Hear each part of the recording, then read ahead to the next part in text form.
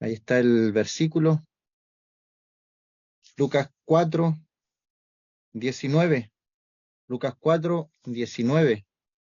Dice que el Señor vino a predicar el año agradable del Señor, el año agradable del Señor. Me gustaría preguntar a las personas que están escuchando, que están viendo, si entienden el significado de ese año agradable del Señor. Ese va a ser nuestro tema, es la voluntad del Señor. En primer lugar, vamos a ver el contexto. El Señor estaba en una sinagoga en Nazaret. ¿Qué es lo que era Nazaret? Era la ciudad donde él se había criado, y él mismo había dicho, no hay profeta sin honra, sino en su propia tierra. Y ahí en Lucas 4 dice, vino a Nazaret donde se había criado en el día de reposo, entró en la sinagoga conforme a su costumbre, una buena costumbre obviamente del Señor, se levantó a leer. Se le dio el libro del profeta Isaías y habiendo abierto el libro, halló el lugar donde estaba escrito, el Espíritu del Señor está sobre mí, por cuanto me ha ungido para dar buenas nuevas a los pobres, me ha enviado a sanar a los quebrantados de corazón, a pregonar libertad a los cautivos y vista a los ciegos, a poner en libertad a los oprimidos, a predicar el año agradable del Señor. Y este año agradable del Señor no es un año de 365 días o de 360 como tenían los judíos. El año agradable del Señor es un tiempo especial. ¿Qué es lo que era en el Antiguo Testamento? Porque el Señor está leyendo al profeta. Cuando se le da el libro, encuentra el rollo, ahí está una imagen de lo que era un rollo, o sea que el Señor no escogió el pasaje donde leer, se le dio ese rollo del libro, todo voluntad soberana de Dios. Si tú estás en esta tarde escuchando, viendo, es porque Dios quiere darte un mensaje. Dios quiere darte un mensaje. No hay nada casualidad, no hay casualidades en el mundo de un Dios soberano. Y este año agradable, el Señor le dan el rollo y encuentra dentro de este rollo el libro del profeta Isaías. Habiendo abierto el libro, halló el lugar donde estaba escrito, el Espíritu del Señor está sobre mí. El Señor cumplió esta profecía, enrollando el libro, lo dio al ministro, se sentó, los ojos de todos en la sinagoga estaban fijos en él. ¿Y qué es lo que dice el Señor?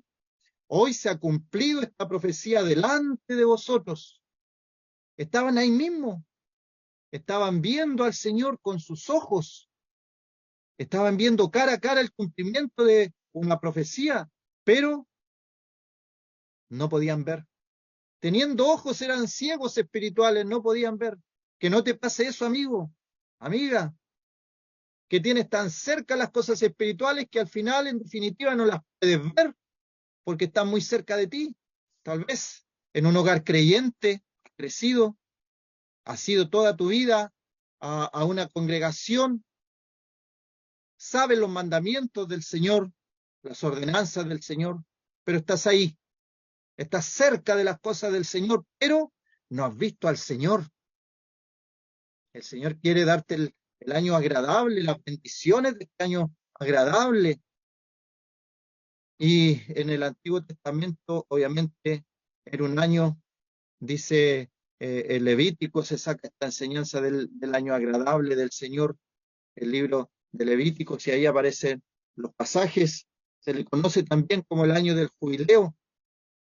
Y esto es interesante porque era época de júbilo, de alegría. Bueno, hoy día se ha distorsionado un poco porque de ahí viene nuestra palabra de jubilados, pero los jubilados no pasan muchas alegrías.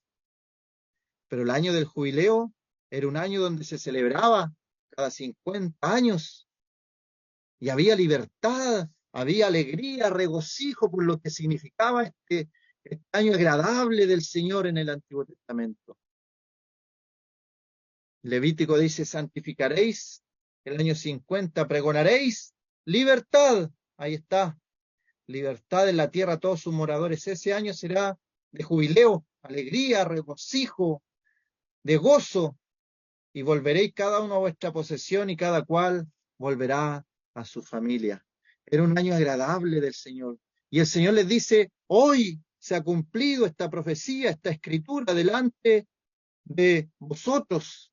Y los ojos de todos estaban pendientes en él. ¿Qué es lo que hace la gente después? Lo trata de despeñar. Levantándose estos hombres, lo echaron fuera de la ciudad, le llevaron hasta la cumbre del monte sobre el cual estaba edificada la ciudad, para despeñarles, para despeñarles. Así responde el hombre. Amigo, amiga, recibe este año agradable. Los que habían perdido sus propiedades las recuperaban, los que tenían deudas se les perdonaba, los esclavos eran liberados. Qué tremendo el año agradable del Señor. Y en lo espiritual es lo mismo. El Señor quiere que conozcas este año agradable del Señor. Como decía, no es un año de 12 meses, 365 o 360 como era el calendario judío, es un periodo de tiempo del ministerio del Señor hasta el arrebatamiento. Estamos en el año agradable. Pregunto yo, ¿tú has recibido este año agradable del Señor? ¿Lo has recibido? ¿Por qué es recibir? Si esto es por fe, no es por obra de la ley para que la gente se gloríe, se jacte en su presencia y diga, yo soy salvo por mis méritos y mis obras. No, de ninguna manera. Es un año agradable que termina con el arrebatamiento de la iglesia. Hemos considerado varias veces que este es un evento inminente. Hay señales para el arrebatamiento de la iglesia. Ven, Señor Jesús, ven pronto. He aquí vengo en breve, mi galardón conmigo, para dar recompensa a cada uno según haya sido su obra. El Señor viene pronto y la esposa, la iglesia dice, ven, Señor Jesús. Yo pregunto ahora a mis hermanos, ¿estás tú diciendo, ven, Señor Jesús, como parte de la iglesia? ¿Estás diciendo, ven, Señor Jesús? ¿O estás más preocupado, preocupada de tus negocios, de tus afanes, de tus entretenciones, como le llaman hoy día a las cosas que no convienen? Que obviamente no son pecados, pero no todo conviene. Y le ponemos ese nombre, entretención. Va a llegar el arrebatamiento de la iglesia. El Señor es paciente, no queriendo que ninguno se pierda, sino que todos procedan al arrepentimiento. Y este año agradable son buenas nuevas a los pobres. Y en el día de hoy se predica el Evangelio a los pobres en espíritu, que el Señor les tiene una herencia incorruptible, incontaminada, inmarcesible, reservada en los cielos. Es una herencia reservada en los cielos, donde la polilla, el orín, no corrompen. Así es la herencia que el Señor nos tiene, pero tú a veces estás en pobreza espiritual. Qué terrible, siendo pobre espiritualmente, teniendo una herencia, pero no tomas de ella. No has dado ese paso de fe. Se predicaba buenas nuevas a los pobres. Y hay sanidad para los quebrantados de corazón. ¿Cuántos hay en el día de hoy que están quebrantados de corazón? Y el creyente también no está exento de sufrir estas cosas. Que nuestro corazón, por distintas razones, enfermedades, traiciones, falsos hermanos, falsos amigos, el corazón se duele. Y es terrible cuando el corazón se duele. Escuchaba el testimonio de una persona que estaba dolorida. Decía, me hirieron los de mi propio equipo, de mi propio partido, decía un político. El fuego amigo, doloroso, doloroso el fuego amigo. Hay sanidad para los quebrantados de corazón, y tu corazón sin el Señor Jesucristo está quebrantado, quebrantado. ¿Cuántas veces el Señor ha tenido que sanar nuestro corazón, recoger los pedazos que han sido esparcidos por el suelo. El Señor los toma y los compone. Os daré un corazón nuevo, os dará una mente nueva el Señor. Las cosas viejas pasaron, y aquí todas son hechas nuevas. Si la oferta es grande, yo no entiendo por qué la gente no recibe la salvación del Señor Jesucristo. Bueno, puedo entender, desde que comencé a escuchar el Evangelio, pasaron años hasta que el Señor habló fuertemente a mi vida y le recibí como Salvador personal, así que me retracto allí, puedo entenderte, pero da el paso, da el paso, no demores. ¿Por qué demoras, amigo? Cantamos en un himno. ¿Por qué a Cristo no quieres venir? Porque el pecado no dejas y aceptas ya la salvación. ¿Y sabe qué? Al final uno comienza a pensar que las cosas que tenía miedo de dejar son vanas, son banalidades. Nada importante frente a lo que tenemos enfrente. El año agradable del Señor, que se nos vino a predicar las buenas nuevas a los pobres de espíritu, que el Señor vino a sanar nuestro corazón quebrantado y a darnos un corazón nuevo, quitar el corazón de piedra y darnos un corazón de carne. Es tremendo lo que hace el Señor. ¿Y qué más tenía este año agradable del Señor? Hay libertad para los cautivos. ¿Y cuántos hay en el día de hoy que están cautivos? Cautivos en las cosas de este mundo. Ni siquiera saben o se dan cuenta que son esclavos y están cautivos de este mundo, de los vicios de este mundo.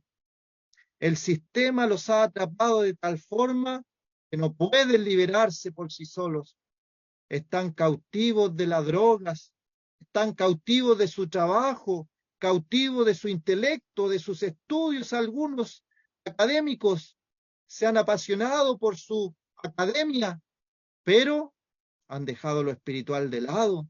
¿De qué te va a servir todo lo que has estudiado si al final de tu vida te vas al infierno? Debes entender eso.